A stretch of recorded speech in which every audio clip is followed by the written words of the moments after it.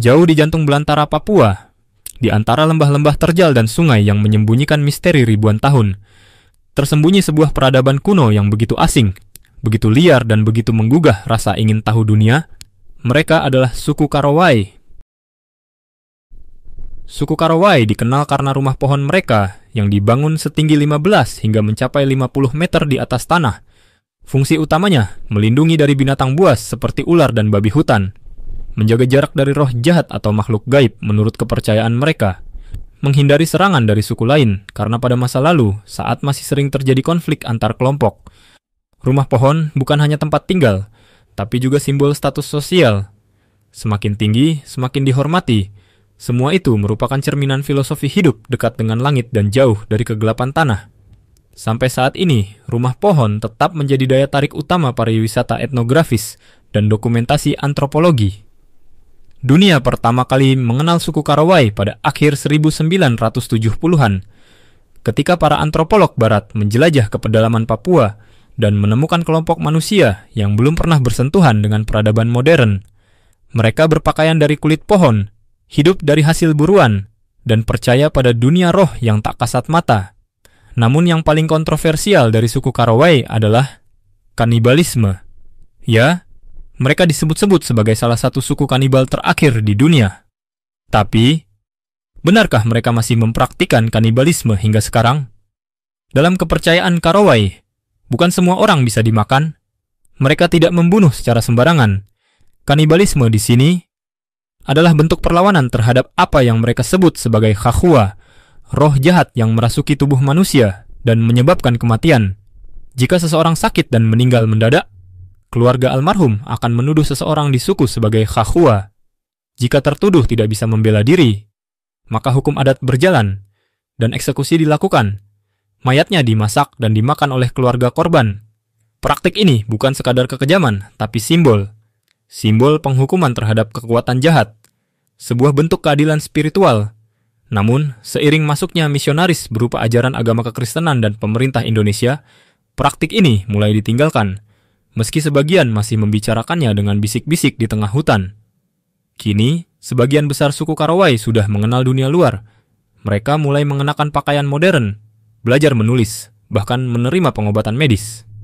Namun sebagian lainnya masih memilih tinggal di rumah pohon, berburu, dan menjalankan kepercayaan leluhur.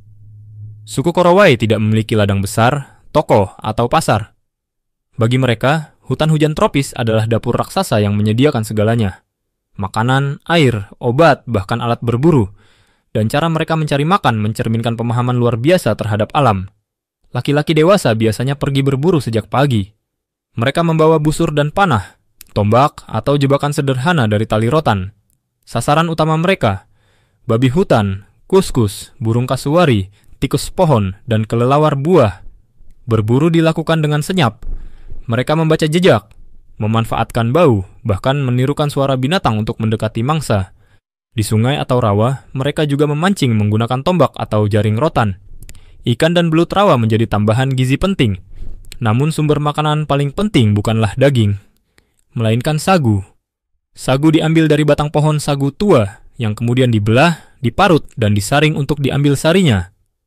Sari sagu yang berwarna putih ini dikeringkan menjadi bubur, atau dipanggang di atas api menjadi seperti roti pipih. Inilah makanan pokok mereka, karbohidrat utama yang bisa bertahan berhari-hari. Dari batang sagu yang membusuk, muncullah salah satu makanan paling bergizi dan legendaris, ulat sagu.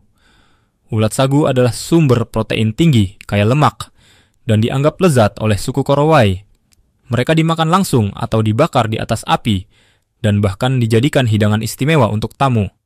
Selain sagu dan daging, hutan menyediakan buah-buahan liar, keladi, jamur, kacang hutan, serta madu liar yang diambil dari pohon tinggi. Tak jarang, mereka mempertaruhkan nyawa memanjat pohon puluhan meter untuk mendapatkan tetes-tetes emas dari sarang lebah hutan. Untuk minum, mereka mengambil air dari sungai kecil, batang bambu, atau air hujan yang ditampung di daun-daun lebar. Semua dilakukan dengan rasa hormat terhadap alam. Bagi suku Karawai, makan bukan soal kenyang, tapi soal keseimbangan dengan hutan, rasa syukur terhadap roh alam, dan ilmu warisan dari leluhur. Mereka tidak mengambil lebih dari yang mereka butuhkan, tidak membuang, tidak merusak. Di jantung Papua yang liar dan indah, suku Korowai hidup dengan cara mereka sendiri. Dalam keheningan hutan, mereka mendengar bisikan alam, dan dari tanah yang subur dan pepohonan tinggi, mereka menyambung hidup. Tanpa listrik, tanpa mesin, tanpa supermarket, namun dengan pengetahuan yang tak ternilai.